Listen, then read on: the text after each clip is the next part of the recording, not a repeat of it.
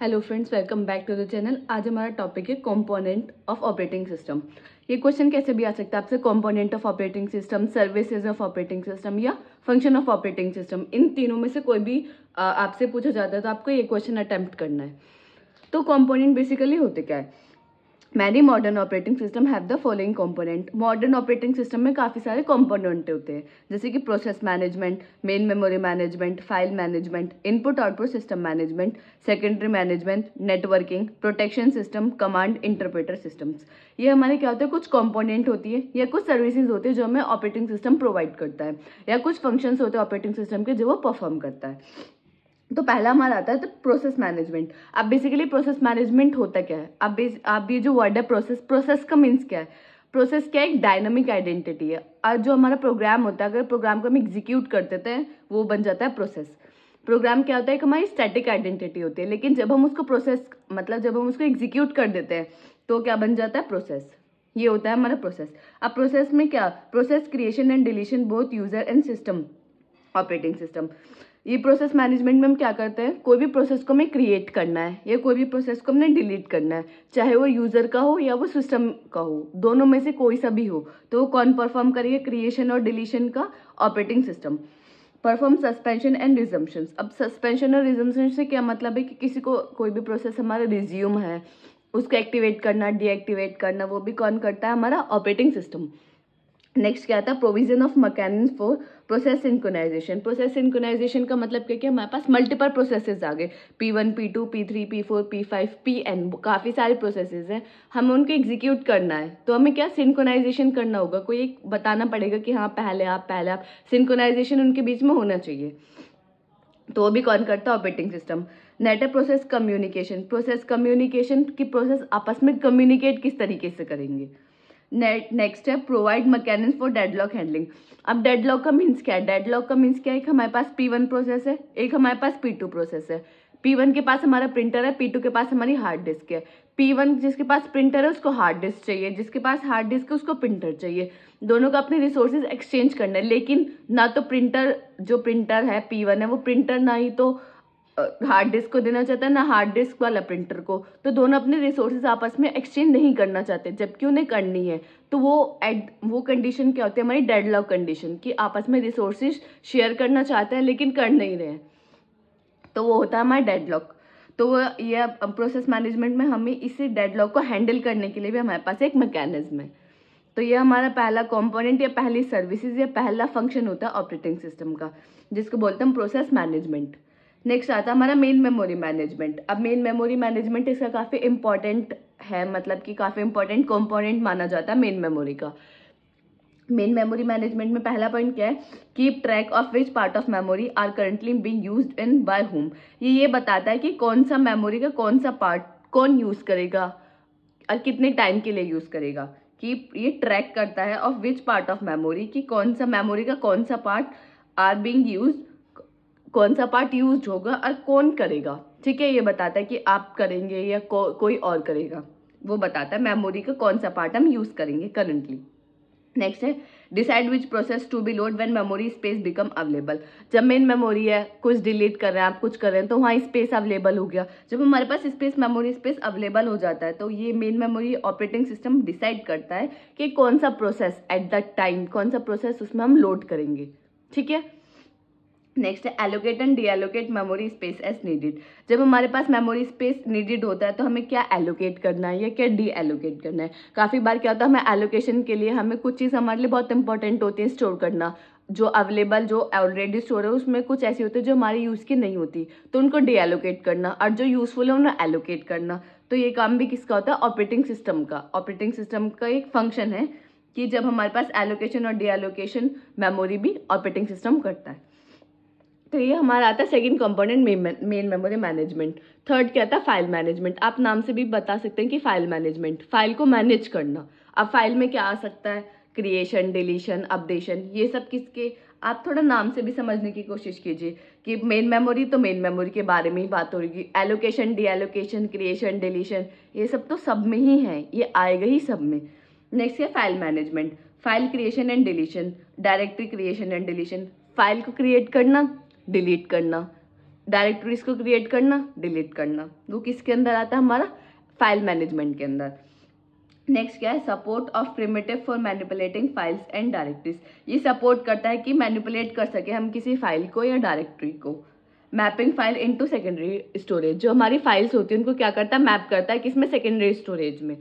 Next है हमारा backup files. Backup मतलब जो फाइल का हमारा जो डेटा होता है उसको हमें बैकअप करने की नीड पड़ती है। जब हमारा कोई भी इंपॉर्टेंट डेटा या कोई भी इंपॉर्टेंट इन्फॉर्मेशन है तो हम बैकअप करते हैं अपना डेटा।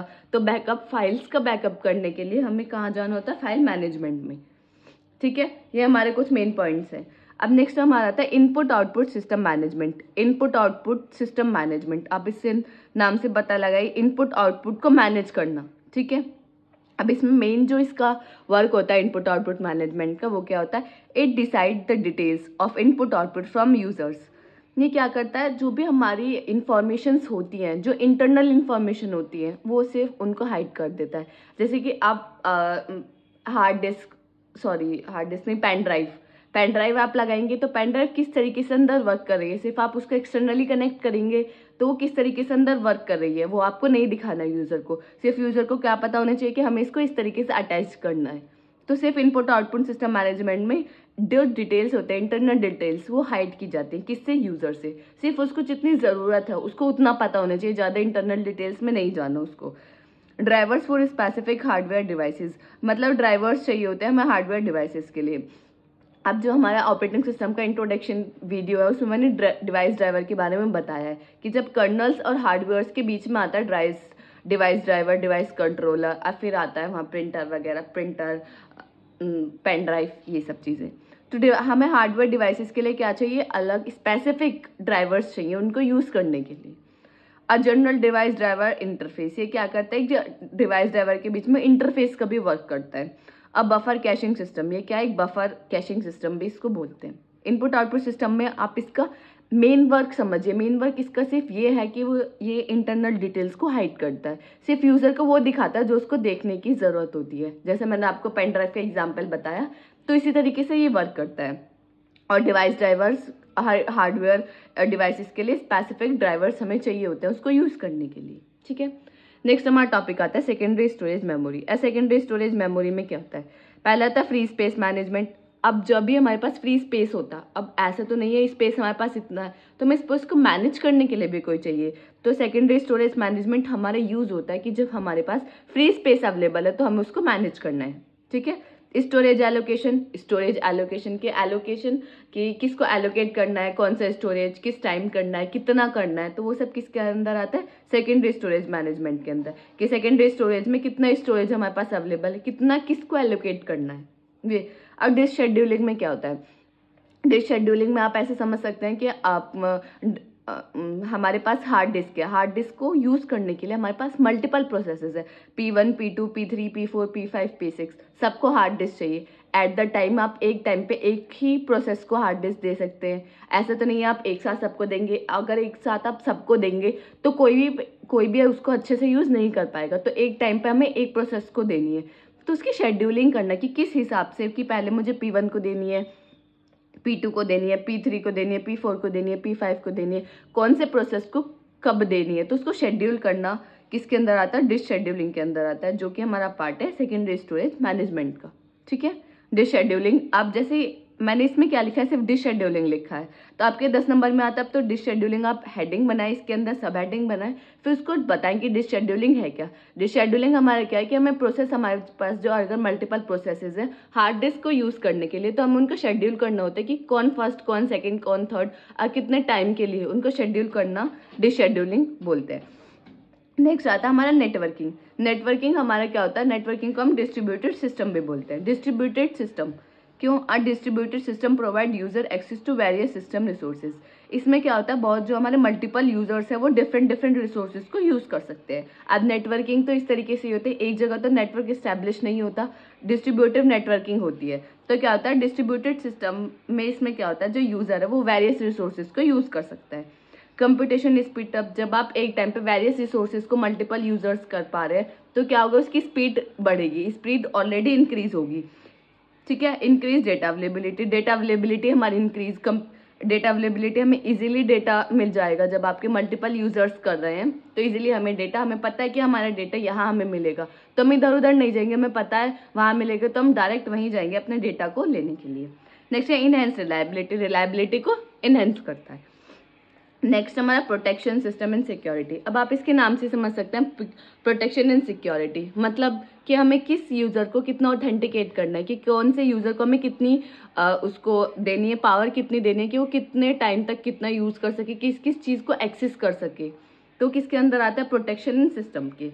ये पहला इसमें पॉइंट है distinguish between authorize and unauthorize users. ये क्या करता है, डिस्टिंग्विश करता है कि डिफरेंशिएट करता है कि ऑथराइज यूजर्स कौन है, अनऑथराइज यूजर्स कौन है।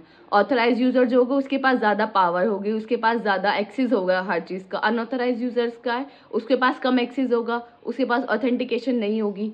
तो ये उनको डिस्टिंग्विश करता है कि हाँ ये मेरे पास ऑथेंटिकेट यूजर्स हैं, ये अनऑथेंटिकेट है। Specify the control to be imposed, ये क्या करता है, स्पेसिफाई करता है control. Provide a mean of enforcement, ये क्या करता है, हमें प्रोवाइड करता है इन्फोर्समेंट।